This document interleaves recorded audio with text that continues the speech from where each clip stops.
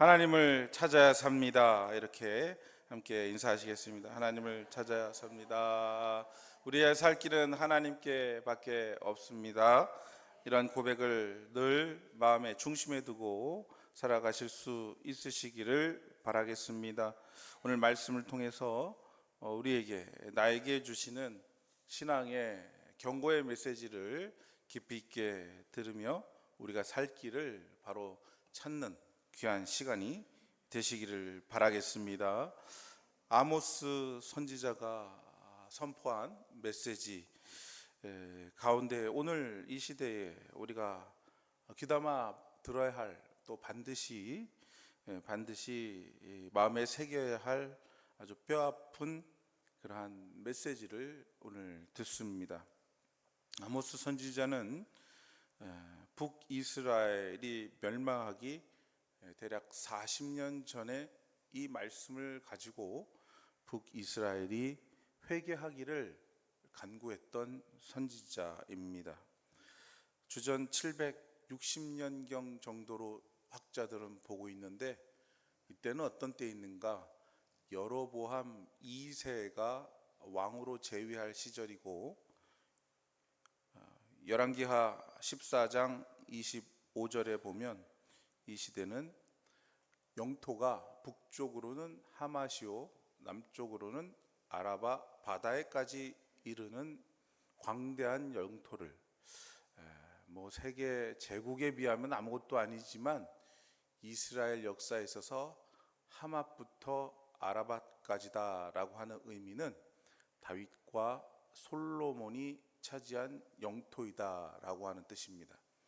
북이스라엘이 북쪽으로는 다메섹 위쪽으로 있는 하맛 지역에서부터 남쪽으로는 사해 바다까지 이렇게 광대한 영토를, 이스라엘에게 있어서는 하나님께서 주신 땅을 다 차지하는, 남유다만 빼놓고 다 차지하는 번영의 시기였다라고 하는 것입니다. 번영의 시대. 북이스라엘에게 있어서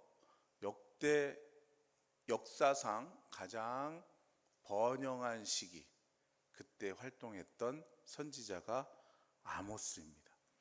북이스라엘은 지금 완전히 없어졌죠.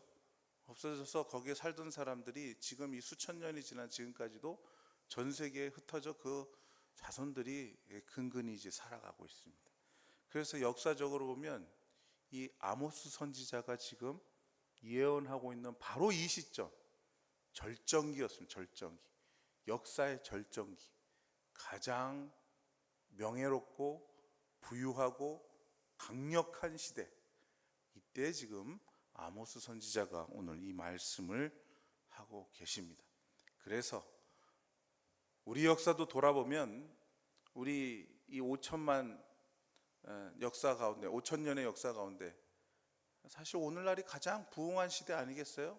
어느 때 이렇게 정말 가장 번영의 시대를 누린 적이 있습니까? 역사적으로 지금이 가장 번영한 시대예요. 세계적으로도 상당한 지위를 갖고 있는 시기, 바로 지금입니다.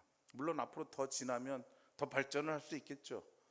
그러나 지금이 바로 가장 번영한 시기에 나에게 들려주시는 하나님의 음성을, 이 말씀을 통해서 반드시 들어야 되고, 거기에 우리의 살 길이 있다는 사실을 기억하실 수 있으시기를 축원합니다. 거기에는 오늘 본문에는 특별히 세 도시가 나오는데, 오늘 5절에 보면 베델과 길갈과 브엘세바가 나옵니다. 베델, 길갈, 브엘세바. 위치상으로 베델이 북쪽에 있고, 길갈이 그 아래 요단강 쪽에 있고, 그리고 그 아래쪽으로 브엘세바가 있는데, 이 도시가 왜 문제가 되었는가, 그리고 이 도시를 통해서 의미하는 바가 무엇인가 하는 것을 살펴보면서, 영적으로 살펴보면서 우리의 신앙을 한번 점검해 보는 시간이 되었으면 좋겠습니다. 첫 번째로는 우상 숭배로 변질된 베델입니다. 이것은 예배가 실종되고 예배가 사라진, 그리고 우상 숭배가 그 자리에 들어선 모습을 의미하고 있습니다. 즉 우리의 삶에서 우리가 참으로 하나님을 중심으로 예배하고 있는가, 또 하나님께서 원하시는 예배를 드리고 있는가 하는 것입니다. 아니면 내가 중심이 돼서 나를 예배하고 있는 건 아닌가, 내 삶을 예배하는 것은 아닌가, 나의 번영과 부귀를 영화롭게 하기 위해서 예배하고 있는 것은 아닌가 하는 것을 돌아보게 하시는 단어가 바로 베델입니다. 베델은 원래 은혜로운 도시입니다. 우리가 아는 것처럼 창세기 28장 15절 함께 읽어보겠습니다. 창세기 28장 15절. 내가 너와 함께 있어 내가 어디로 가든지 너를 지키며 너를 이끌어 이 땅으로 돌아오게 할지라. 내가 내게 허락한 것을 다 이루기까지 너를 떠나지 아니하리라 하신지라. 아멘. 이 말씀을 하나님께서 야곱에게 주셨는데 그 자리가 어디냐? 베델입니다. 베델. 어떤 때이냐?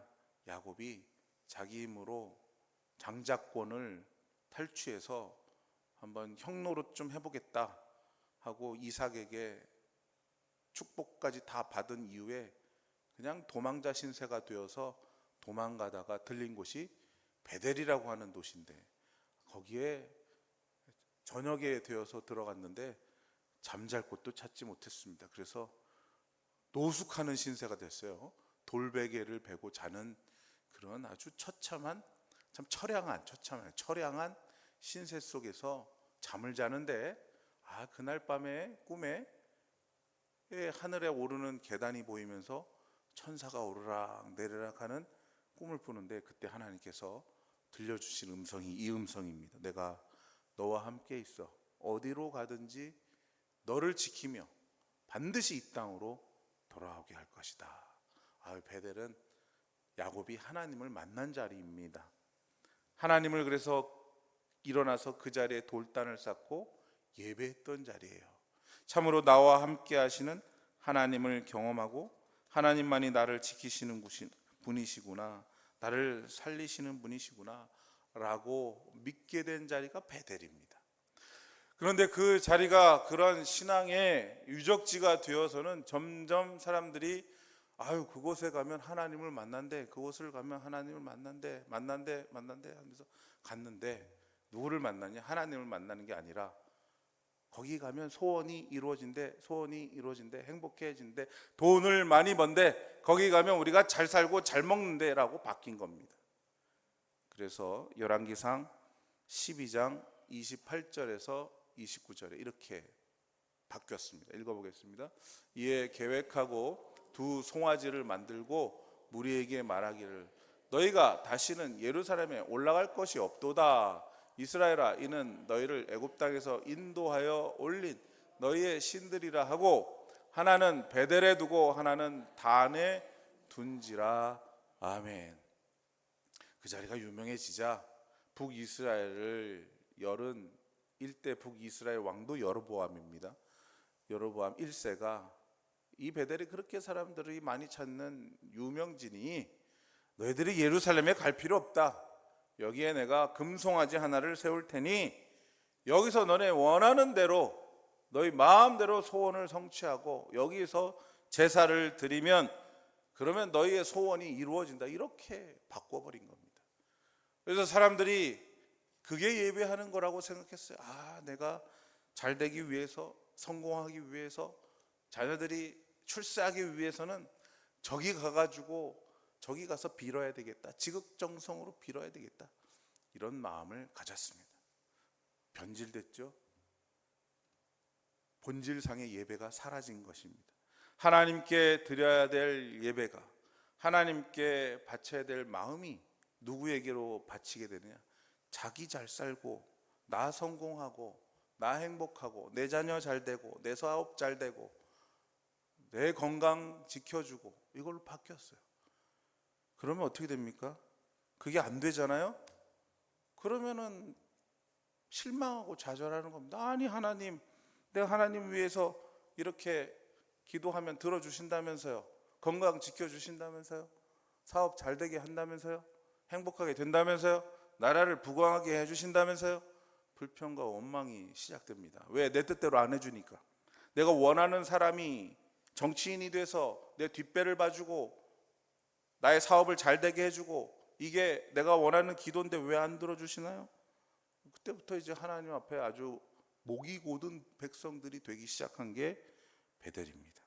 참 하나님의 예배의 모습은 하나도 없어졌고 우상 숭배의 중심지가 되어 버린 곳이 바로 베델입니다. 이 얼마나 안타까운 모습 아니겠습니까?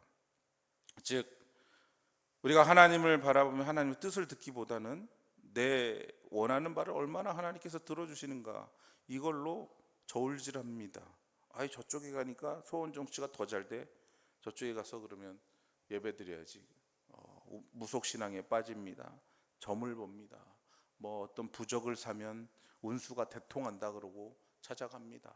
또 뭐 사주를 봅니다. 그 무속인에서 목사님으로 되신 그 박연옥 목사님이 그 얘기를 하죠. 관심, 호기심으로 한두 번 점 보는 것, 사주 보는 것, 별것 아닌 것 같이 생각되지만 한 번 봄을 통해서 인생이 흔들릴 수 있습니다. 본인이 경험한 거예요. 본인. 무속인이었다가 예수님 믿고 목사님 대신 박연호 목사님 그 얘기를 해요. 우리는 호기심으로 그냥 오늘의 운세 한번 볼까? 신문 피면 나오죠 꼭? 아유 내가 무슨 몇 년도 내 소띠인데 범띠인데 오늘의 운세가 동쪽으로 가면 아무것도 아닌 거라고 이렇게 보시죠?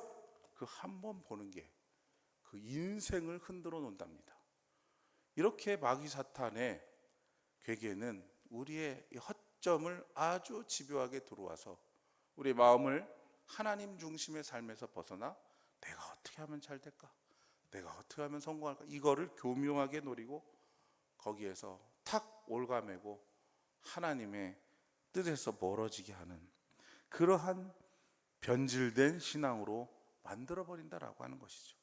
베델이 바로 그러한 곳이 되었습니다. 야고보서 3장 15절에서 16절의 말씀입니다. 또 읽어보겠습니다. 이러한 지혜는 위로부터 내려온 것이 아니요 땅 위의 것이요 정욕의 것이요 귀신의 것이니 시기와 다툼이 있는 곳에는 혼란과 모든 악한 일이 있음이라. 아멘. 이러한 생각들, 하나님께 예배하는 말씀을 통해서 우리에게 가르쳐 주신 예배 방법이 아니라 내가 생각하는 세상에서 우리를 유혹하는 생각으로 나아가게 하는 것은 위로부터 온 것이 아니요 땅의 것이고 정욕의 것이고 귀신의 것이다. 베델이 하나님의 음성을 듣는 곳에서 귀신의 얘기를 듣는 곳으로 바뀐 것입니다. 오늘 본문에 나온 게 그것입니다. 베델을 찾지 말라. 그런 식으로 그곳에 가면 하나님의 음성 듣는 게 아니다. 귀신의 음성 듣는 거다. 근데 우리는 거기에 가가지고 이 이스라엘 백성들을 거기에 가서 거기를 가야 잘 된다고 생각을 하는 속에서 망가지는 인생이 되었고, 그리고 결국은 그거는 온 국가가 패망의 길로 가게 되었다라고 하는 것입니다. 하나님을 예배하는 삶, 주의 말씀을 듣는 삶과 베델에서 변질된 신앙, 사라진 본질에 있어서 예배와의 차이점은 무엇이냐? 그 중심의 차이입니다. 즉 하나님을 따르면 왠지 뭔가 불편합니다. 뭔가 세상 것이 좀 잘 안 되는 것 같고 참 고난이고 십자가의 길이에요. 반면에 베델로 가면, 거기에 가면 행복해지고 돈 많이 벌고 그런 게 출세하는 거 좋지 않겠습니까? 그런 데로 가야 되지 않겠습니까? 이런 생각을 하게 되죠. 제가 중학교 때 그런 기억이 잊혀지지 않습니다. 국어 시간에 국어 선생님이에요. 국어 선생님이 학생들에게 뭐 이제 이야기를 하다가 본문 이제 국어 내용에 미래의 꿈에 대해서 이렇게 얘기하는 부분이 있어요. 그래서 여러분들은 어떤 꿈을 꿔요? 미래에 무엇이 되고 싶어요? 라고 얘기를 하니까 한 학생이 여학생이었는데 그때 반장인가 부반장이었어요. 제가 남녀공학을 다녔습니다. 할렐루야. 여러분 그게 뭐 별거냐 했지만 그 시절에는 남녀공학 다니기 어려워. 근데 그래 너 어떤 꿈을 갖나 그랬더니 선생님 저는 소설가가 되겠습니까? 그러니까 지금 거의 한 40년 전이죠. 소설가가 되겠습니다. 그러는 거예요. 그때 학생들이 다 의아해서 저도 그렇고 소설가가 꿈이래. 자기는 문학가가 꿈이래요. 지금은요 너무 당연하고 그런 꿈 가질 수 있는데 그때는 그게 굉장히 신비했어요. 왜냐? 선생님도 그 얘기를 하는 거야. 한참 듣더니 야 근데 그 문학가에서 먹고 살겠냐? 국어 선생님이 그 얘기를 하시는 거야. 소설은 취미로 쓰는 거고 네가 먹고 살 직업을 가져야 된다는 거예요. 그러니까 그 친구가 아니 왜요 선생님? 국어 우리말을 사랑하고 소설을 써서 문학으로 나의 꿈을 표현하고 싶은데요. 그랬더니 선생님 화를 내면서 하지 말라고 그거 소설가 하지 말라고 돈 못 번다고 막 이래서 그때 뭐 중학교 1학년 뭐라 저런 거 하면은 백올 빠서 못 사는구나 이렇게 생각을 한 적이 있습니다. 즉 우리의 평가의 기준이 뭐냐? 잘 먹고 잘 사는 일을 선택해야 된다고 생각해요. 그러다 보니 신앙이나 또 우리 교회 일을 하거나 하나님의 복음을 전하는 게 얼마나 참 돈이 안 되는 일입니까?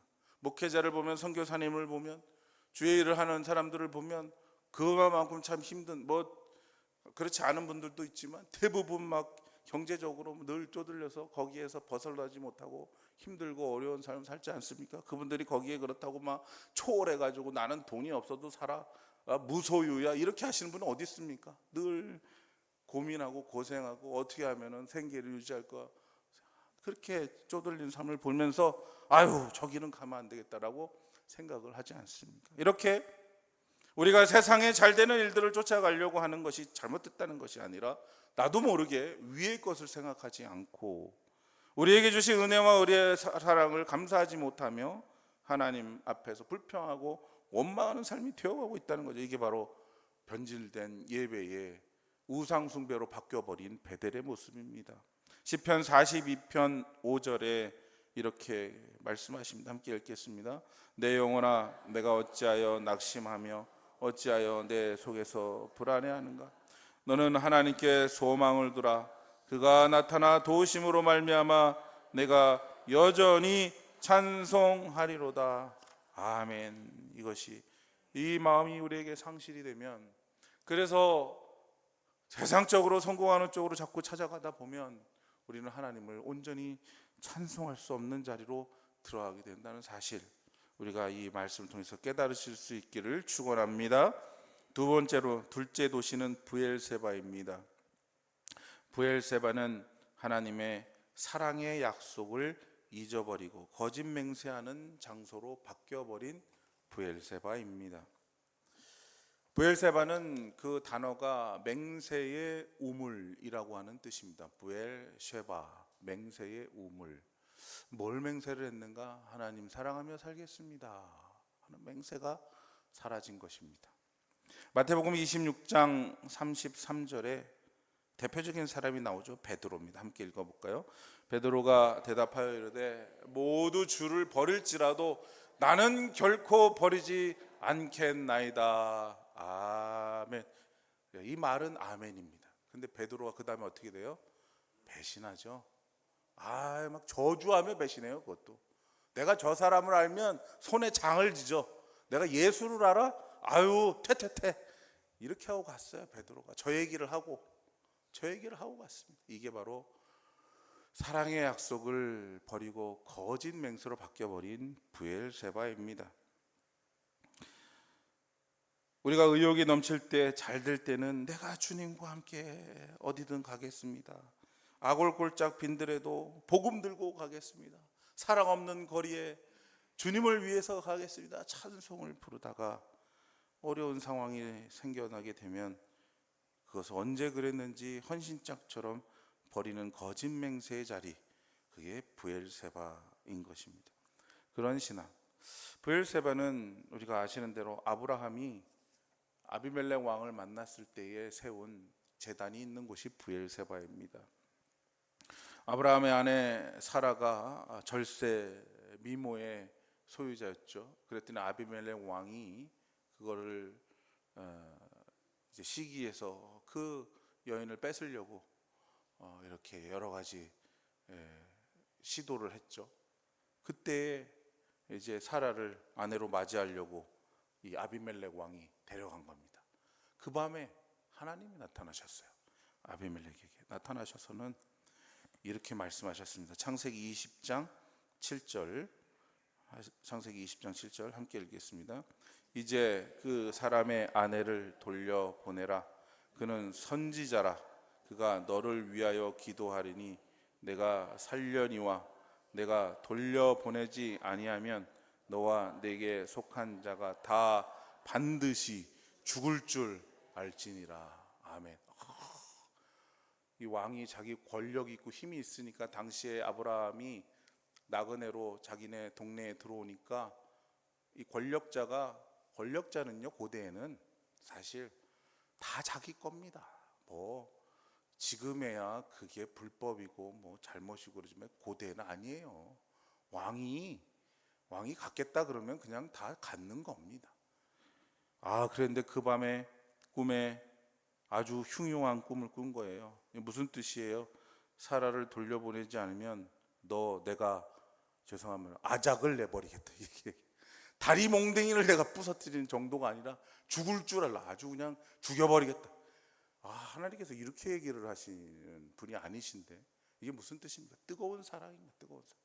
아브라함이 어떤 사람입니까? 하나님께서 그 본토 친척 아비집을 떠나라 창세기 12장에 명령했을 때 거기에 순종해서 이 수백 킬로를 떨어져서 하나님의 예배의 처소를 찾아서 믿음으로 이곳까지 온 사람이에요. 그 뜻은 무엇이냐? 제가 한평생 주님을 사랑하며 살겠습니다. 베드로처럼 다른 사람은 다 버릴지라도 저는 하나님만을 믿고 따르며 살겠습니다 하면서 따라온 그 맹세를 가진 사람이 아브라함이에요. 그래서 하나님께서 그 아내 사례가 어려움을 당하자 그 아비멜렉 왕에게 나타났어. 이는 내가 사랑하는 사람이고 나를 사랑하는 자, 선지자라. 그는 선지자라.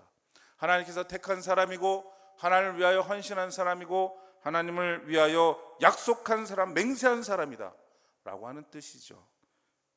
바로 그 자리가 브엘세바입니다. 창세기 21장 22절에 이런 일이 있고 나서 이제 깨닫습니다. 22절 함께 읽겠습니다. 그때에 아비멜렉과 그 장관 비골이, 군대 장관 비골이 아브라함에게 말하여 이르되 내가 무슨 일을 하든지 하나님이 너와 함께 계시도다. 아멘. 아비멜렉이요, 혼자는 오지도 못했어요. 무서워서. 아브라함한테. 아브라함은 나그네예요. 피난민이에요, 피난민. 근데 그 꿈에 하나님께서 그냥 혼쭐을 내주니까 혼자도 못 가고 군대를 대동하고 갑니다. 자기 혼자 갔다가 죽을까 봐. 그래서 그 군대 장관, 본인이 얘기하지도 못해요. 그 군대 장관을 통해서 얘기합니다. 내가 너와 함께 하신 하나님을 알게 되었도다. 이 말은 네가 하나님을 사랑하고 하나님께서 너를 사랑하는 자이구나 하는 것을 깨달았다. 그러니 제발 나를 위하여 기도해달라. 이 장면이에요. 그게 브엘세바입니다. 그래서 아브라함이 그것을 통해서 하나님의 사랑과 은혜를 깨닫고 그곳에 제단을 쌓았는데 그 이름이 맹세우물 브엘세바. 내가 하나님께 서원하고 하나님께 서약하고 하나님 위에 살겠습니다 했던 그 마음을 다시 깨닫는 그곳이 바로 브엘세바입니다. 우리도 그런 마음이 있지 않았습니까? 우리가 살아도 주를 위하여 살고 주를 위하여, 주님을 위하여 살겠습니다 하는 마음 가진 적 있지 않았겠습니까? 그런데 어느 순간에서부터 이 사랑이 식어졌습니다. 첫사랑이 식어지기 시작했습니다. 내 구주 예수를 더욱 사랑, 주님을 사랑, 내 엎드려 비는 말 들으소서 더욱 사랑, 이런 마음으로 우리가 주님 앞에 선 적이 있었는데, 그런데 어느 순간에 이 약속, 이 맹세를 다 잊어버리고 다 세상 속에서 오히려 그 마음이 세상적인 그러한 좋은 것들로 채워지면서 예수님 사랑하기보다는, 하나님 사랑하기보다는 주님 앞에 서원하고 서약했던 마음들을 다 잊어버리고 깨뜨려버리고 거짓 맹세가 되어버린 우리의 모습을 발견하는 자리, 그것이 바로 브엘세바인 것입니다. 예수님께서 사도 베드로에게 그래서 다시 물어보는 장면이 요한복음 21장 15절의 질문입니다. 다른 거 물어보시지 않습니다. 요한복음 21장 15절 우리 함께 읽겠습니다. 그들이 조반 먹은 후에 예수께서 시몬 베드로에게 이르시되 요한의 아들 시몬아 네가 이 사람들보다 나를 더 사랑하느냐 하시니 이르시되 주님 그러하나이다. 내가 주님을 사랑하는 줄 주님께서 아시나이다. 이르시되 내 어린 양을 먹이라 하시고, 예수님께서 베드로에게 뿐만 아니라 모든 제자들과 오늘 우리에게 물어보시는 건 다른 거 안 물어보십니다. 네가 나를 사랑하느냐, 네가 나를 사랑한다고 고백하지 않았느냐, 내가 너를 죄악 가운데서 건지고 영원한 천국의 백성으로 만들어 주고 하나님의 백성의 성령으로 변화시켰는데 너에게 원하는 것은 네가 나를 사랑하느냐, 이것을 다시 돌아보게 하시는 장면이 브엘세바의 언약입니다. 우리가 하나님을 사랑한다는 마음을 가지고 있었던 그 시절을 다시 돌아보면서 하나님 앞에 무릎 꿇고 기도하며 내가 다른 것을 더 사랑했습니다. 세상을 더 사랑했습니다. 제가 출세와 영광과 자녀들을 더 사랑했습니다. 물론 그런 것들 우리가 다 잘 관리하고 또 아름답게 갖고 나가야 되겠지만 어느 순간에 그게 중심이 되었습니다 라고 하는 이러한 고백을, 또 회개를, 용서를 주 앞에 구하는 모습이 있어야 할 것입니다. 예수님을 사랑하는 마음으로 우리가 주님 원하시는 일에 순종하며 살면서 단호하게 말씀 중심으로 살아가다 보니 어느 순간에는 이상하게 마음이 굳어져서 폭력적이고 아집과 고집으로 넘쳐나는 우리의 모습이 되지 않았는가라고 하는 것입니다. 오히려 사랑하면 용서하고 관용하며 타협하며 또는 서로 존중하며 격려하는 모습이 되어야 되는데 예수님을 더 사랑한다는 마음 가운데서 이상하게 용서하지 못하고 타협하지 못하고 다른 사람의 이야기에 귀를 기울이지 않고 오히려 더 나아가서 다른 사람들을 힘들게 만드는 이러한 모습으로 살고 있는 것, 그러면서도 나는 예수님을 사랑한다고 말하는 굉장히 역설적인 우리의 모습을 발견하는 모습이 있다라고 하는 것입니다. 아모스서에서는 이 북이스라엘이 하나님께 예배하고 하나님을 사랑한다고 하면서 실제적으로는 어떤 모습으로 살았는가, 아모스 8장 6절에 그때 당시의 상황을 이렇게 표현하고 있습니다. 함께 읽겠습니다. 은으로 힘없는 자를 사며 신한 켤레로 가난한 자를 사며 찌꺼기 밀을 팔자 하는도다. 아멘. 예배는 열심히 드리는 것 같아요. 베델로 가고 브엘세바로 가고 길갈로 가가지고 기도도 열심히 하고 하나님 뜻대로 나는 사는 사람입니다 하는데 실제적으로 삶은 어때요? 힘없는 자를 노예로 만듭니다. 신 한 켤레로 가난한 자를 삽니다. 이게 무슨 뜻이에요? 신 한 켤레 빌려주고는 이자를 받기 시작합니다. 너 왜 이자 안 갚어? 이자 갚아야지 하면서 점점 그 이자가 불어나서요 자기 몸을 팔아야 돼요. 종이 되어야 돼요. 이런 시대가 북이스라엘의 번영의 기초였다라고 하는 것입니다. 많은 사람들의 고열을 빨고 많은 사람들의 그런 피눈물로 짜내서 세운 나라가 북이스라엘이었다라고 하는 것이죠. 수은 날강도 같은 일들을 하면서 찌꺼기 밀을 팔면서 거기서 수익을 챙기면서 그렇게 배를 불리는 모습, 그러면서 베델에 가서 부유하게 해달라고, 브엘세바에 가서 우리 하나님 사랑합니다, 길갈로 가서 우리 하나님을 찬양합니다, 가지 말라는 겁니다. 그러한 변질된 자기중심적인 사악한 아주 땅의 귀신의 것을 구하는 것은 그 결말은 복이 아니라 심판이다라고 하시는 그 음성을 주시면서 참된 주의 사랑을 다시 돌아보며 찾으라라고 하시는 음성을 우리도 함께 들으실 수 있으시기를 바라겠습니다. 예수님의 주신 계명 서로 사랑하라, 그것은 나의 것을 나눠주는 사랑입니다. 또한 우리가 서로 존중하는 것입니다. 서로 아픔을 달래주며 위로하는 것이죠. 이런 것이 잘 되지 않습니다. 그러면 우리는 빨리 회개하며 함께 다시 세워나기 위하여 힘쓸 수 있는 모습으로 주 앞에 돌이킬 수 있는 저와 여러분이 되시기를 바라겠습니다. 마지막으로는 은혜와 감사를 잊고 언약을 파기한 길갈입니다. 우리 삶의 첫 번째 예배가 실종됩니다. 사랑이 없어졌습니다. 세 번째로 은혜와 감사가 없습니다. 길갈은 여호수아 시대 때에 40년간 광야 생활한 사람이 처음으로 요단강 건너서 가나안 땅 디딘 곳이 바로 길갈입니다. 이 얼마나 감격스러운 자리예요. 430년간 애굽에서 종살이하고 40년간 광야에서 숱한 고생을 하며 1세대가 다 죽도록 고생을 하고, 그리고 올라오면서 에돔과 모압과 암몬과 전쟁을 하면서 수없이 많은 그러한 위험과 장애와 괴로움과 죽음과 공포 속에 살다가 이제 감격적으로 요단강을 건너서 하나님께서 약속하신 그 가나안 땅, 첫 땅 디딘 곳이 바로 길갈입니다. 그리고 그냥 딛지도 못했어요. 건너려고 했더니 당시에 요단강에 물이 불어가지고요, 이스라엘 물은 협곡은 우기 때는 건널 수가 없습니다. 사람을 그냥 휩쓸고 지나가는 우기가 돼서 거기까지 왔는데 하필이면 또 우기예요. 그래서 그 앞에 그냥 조금만 그 강만 건너가면 가나안 땅인데 이거 언제 여기를 건너가야 될지 기다려야 되는데 이 200만이나 되는 백성들이 정말 그 절체절명의 위기를 겪고 왔는데 그 앞에 요단강이 그냥 범람하고 있었습니다. 그때 기도하면서 여호수아가 제사장들이 어깨에 법궤를 메고 그냥 들어갔죠. 믿음을 가지고 하나님의 말씀을 의지해서 하나님께서 그 요단강 물을 밟으라 할 때 믿음을 가지고 밟았는데 거기에 요단강이 갈라진 겁니다. 그리고 건넌 곳이 바로 길갈입니다.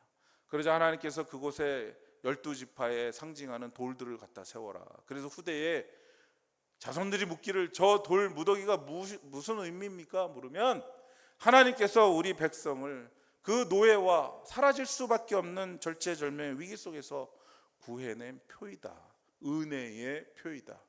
감사의 표이다 하는 것이 바로 길갈의 기념비를 세우는 장면이 나옵니다. 여호수아 4장 7절인데 함께 읽어보겠습니다.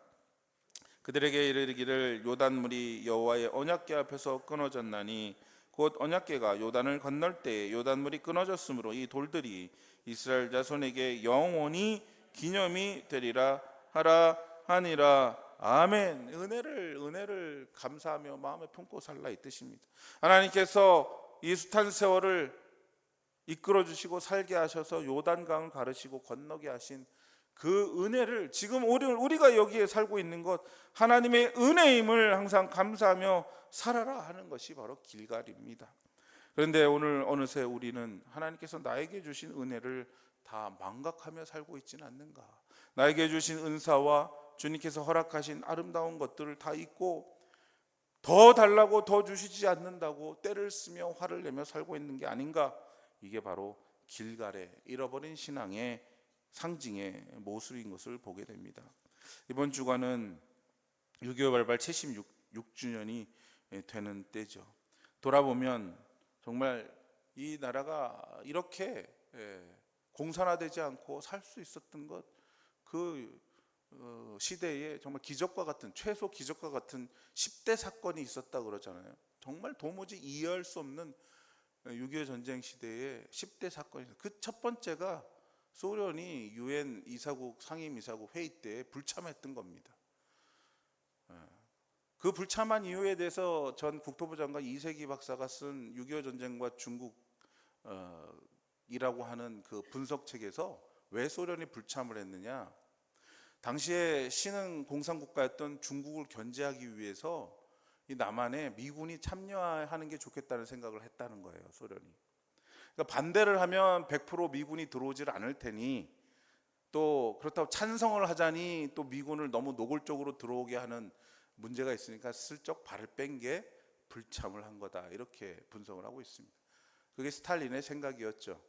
미군이 들어와서 중국과 한판 붙으면 그러면 중공군이 왜 중공을 미워했느냐면 전 세계적으로 사회주의 혁명을 일으킨 나라는 소련밖에 없어야 되는데 중공이 사회주의 혁명을 한 겁니다. 그러니 하늘에 태양이 두 개가 있는 거를 스탈린이 못마땅하게 생각을 한 거예요.